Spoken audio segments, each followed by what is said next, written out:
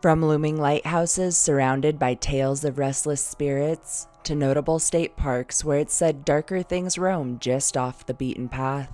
Few other places in this world compare to the city by the sea in terms of history, mystery, and supernatural phenomena, which is why the Speakeasy is excited to bring you our list of picks for the most haunted places in Newport, Rhode Island. Let's take a look.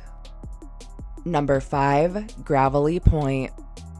Gravelly Point is a commercial area and small park located just off of Long Wharf in the Point neighborhood, which is, incidentally, one of the oldest neighborhoods in all of Newport, that also boasts the infamy of being the site of the largest mass execution in American history. The land was first settled in 1639 by none other than Nicholas Easton, founder of Newport. In 1723, Gravelly Point was used as a staging grounds for one massive slaughter in the name of justice, when 26 pirates were hanged and then buried on nearby Goat Island. In 1725, Easton's heirs divided the land, selling parcels to many of Newport's earliest tradesmen and merchants. Through the American Revolution, many residences across the land were occupied by British and French forces, but were returned to working-class families following the war. Over time, many of the area's original structures were neglected, even abandoned to ruin. Fortunately, through the 1960s and 70s, when Doris Duke's Newport Restoration Foundation managed to gather funds necessary to purchase 27 historic homes on Easton's Point, restoring them fully and then renting them out. Today, the neighborhood surrounding Gravelly Point plays home to a variety of businesses: Club Wyndham Inn on Long Wharf, the Newport Yacht Club, and the Mary Farizzoli Park, along with a handful of restaurants and smaller specialty shops. In recent times, all across Gravelly Point, stories of supernatural happenings have surfaced. The full-bodied apparitions of pirates, some as young as 12 or 13, have been sighted often, with staff and guests of businesses near describing encountering individuals they think are actors, only to find they've vanished when attempting to give them a second glance. Also reported are doors opening and closing on their own, lights flickering with no known cause, orbs in photographs, and strange electronic malfunctions with personal devices. A number of stories detail nerve-wracking instances in which those driving through or near the area, namely alone at night, report their vehicles stalling, hearing strange banging sounds on the roof, and sighting something dark moving in their rearview mirrors. Lastly, and possibly most disturbing of all, are reports in which victims describe the sensation of an invisible rope tightening around their necks and having to leave the area to make it stop. Number 4. Brenton Point State Park. Brenton Point State Park is an 89-acre park named in honor of former Governor William Brenton that's located at the southernmost tip of Newport. In 1639, Brenton settled down in the area on a healthy 2,000 acres, which he would eventually separate into 2 farms. Brenton would go on to act as governor of Rhode Island from 1666 to 1669, before passing away shortly after in 1674. After William's death, the land became a meeting place for pirates, privateers, and slave traders.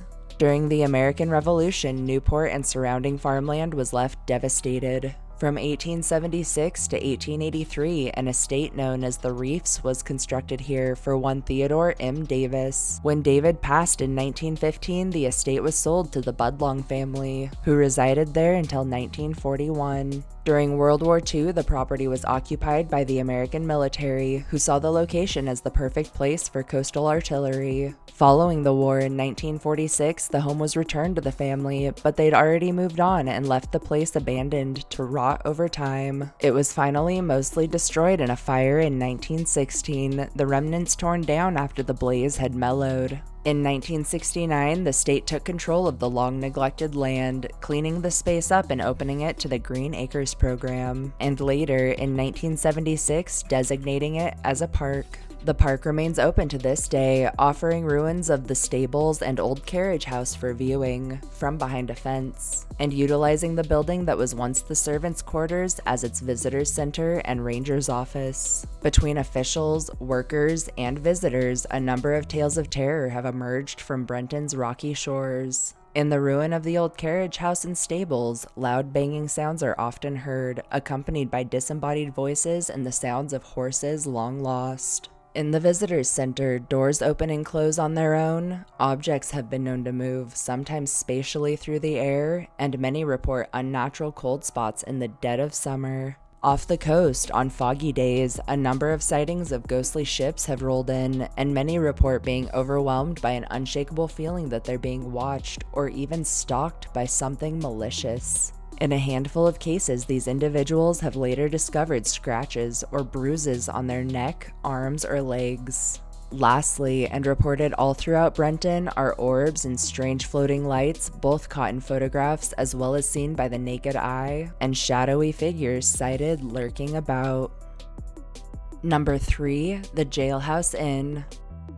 The Jailhouse Inn is a historic hotel located in Newport's historic district that, chillingly enough, originally served as the town's jail and police station. The structure itself was originally constructed in 1772 as a much-needed replacement for the earlier 1658 city jail, and was really designed as more of a holding tank for light use between sentencing, usually ending in a fine or public humiliation by time spent in the stocks. The new jailhouse underwent several early renovations and remodels through the 19th century to free up space in order to house Newport's police headquarters, which it did faithfully until 1986, when plans for an even newer headquarters were brought to fruition. The old lockup was quickly renovated and reopened as the Jailhouse Inn. In 2005, this positively ancient building underwent a much-needed renovation and modernization project, which left its deco, as many describe it, much lighter and significantly more cozy. Today, the inn remains open to any who desire a beyond comfortable stay at this historically themed lodging. But take heed. Over the years, a number of chilling ghost stories have surfaced from both staff and visitors alike. Despite this fact, no formal investigation has been held, and according to what we know, no deaths or suicides have ever been recorded on the property, which has left many paranormal experts over the years with one big question: what exactly is haunting the jailhouse? From the inn, many report disembodied footsteps coming from empty rooms, faucets turning on and off by themselves, doors opening and closing as if someone invisible is passing through, and lights flicking from off to on or vice versa, leaving those present in the dark. A strong, unseen presence has been felt by many, namely on the 3rd floor. Several staying on this floor have reported feeling as though they're being closely watched, followed, and a handful have described truly chilling instances in which they feel this invisible, whatever it is, actually crawl into bed with them. Also reported across the property are objects seen moving on their own, personal items going missing, and whispers heard by individuals who turn to find nothing behind them but an empty room or hall. Lastly, all throughout the jailhouse, unnatural cold spots are felt, breezes sweep the halls when all windows and doors are closed, and the sounds of conversations long lost to time are often heard from dark, empty rooms. Number 2. The Rhode Island Light. The Rhode Island Light is a historic lighthouse turned famous travel destination located on none other than Rhode Island itself, off Narragansett Bay in Newport. It was originally one of a handful of New England lights built using an award-winning design by Vermont architect Albert Dow. Construction on Rhode Island began initially with the earliest version of Fort Hamilton in 1780, amidst the American Revolution. Reconstruction of Fort Hamilton would take place later from 1798 to 1801, but would never fully conclude, leaving the fort nothing more than a partial structure. Eventually, the island would be utilized as a quarantine station for the city, and later, for a time, as a popular picnic destination. In 1868, construction of the Rhode Island Light was launched and set for directly atop Fort Hamilton's bastion, with the first light lit 2 years later in 1870. In 1970, with construction of the nearby Newport Bridge, the need for a marker on the point dwindled, and the light was abandoned as functional. Eventually, the property was turned over to the city of Newport by the U.S. government. In 1984, the Rhode Island Lighthouse Foundation was established in an effort to restore the aged building. In 1992, the Rhode Island Light was relit officially as a private aid to navigation. The foundation continues to preserve, maintain, and operate the light to this day, which remains open to the public, who can visit by boat or even stay for anywhere from a night to a week playing lighthouse keeper.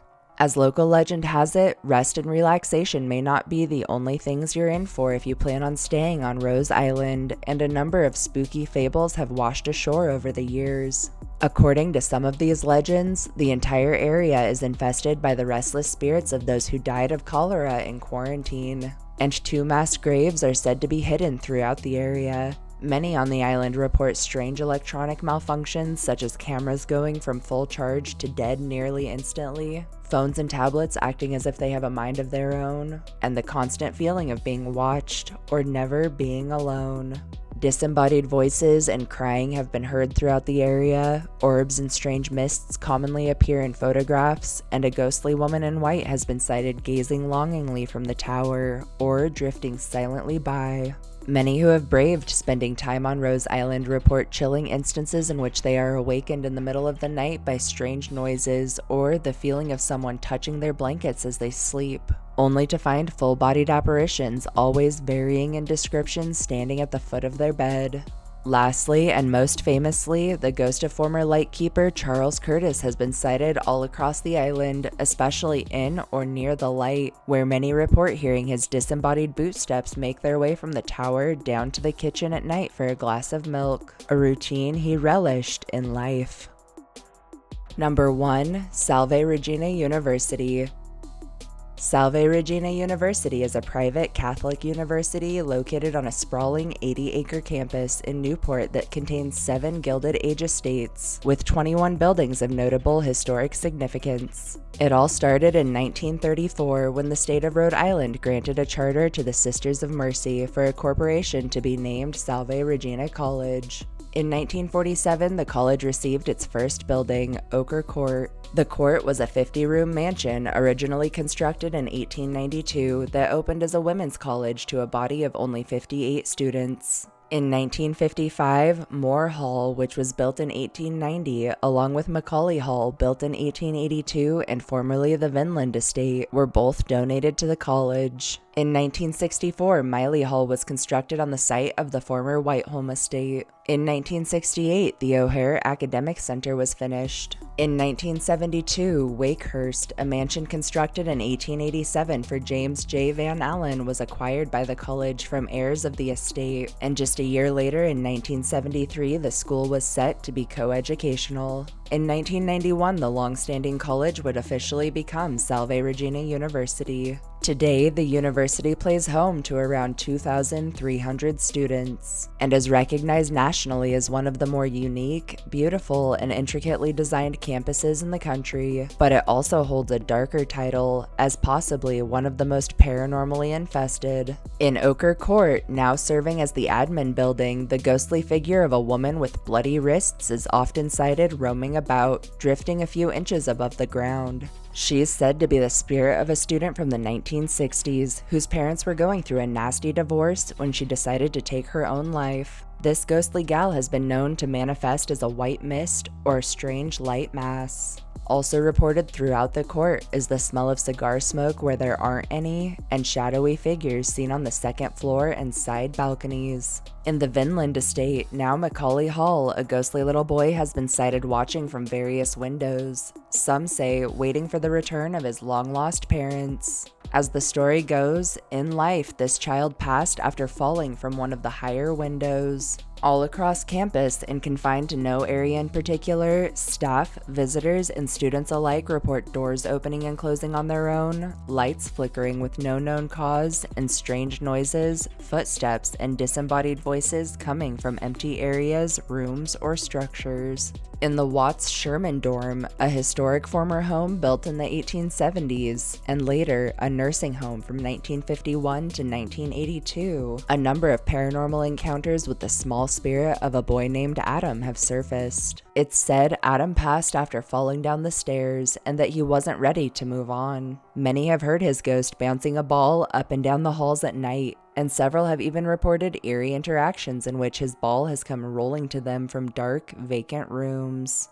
Also reported from across campus are orbs caught in photographs, strange electronic malfunctions, objects sighted moving on their own, shadowy figures that stalk lone walkers, extreme cold spots, and full-bodied apparitions in clothing spanning back to the early 1900s. Lastly, a ridiculous number of tales of terror have emerged from the old Wakehurst property, now Garrity Hall. As local legend has it, the wife of the first owner passed, leaving childcare in the hands of their nannies. It's said her soul remained to keep an eye on her beloved, and often, when it snows, baby buggy tracks and old-fashioned shoe prints are found in fresh powder.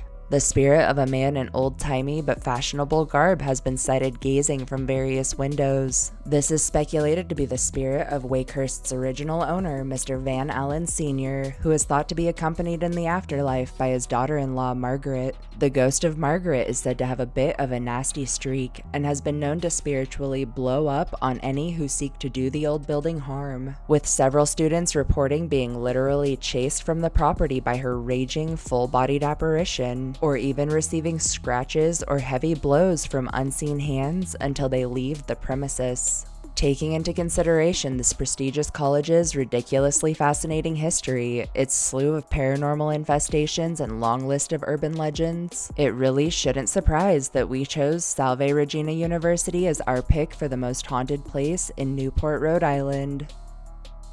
Thank you everyone for tuning in to our list of picks for the most haunted places in Newport. If you enjoyed hearing our histories and ghost stories as much as we enjoyed telling them to you, don't forget to subscribe to our channel and make sure you turn notifications on so you know when fresh content is coming out. Throw us a like if you feel we deserve it, and most importantly, share this video and our channel with anyone you think could use a good scare. We can't wait to see you all next time.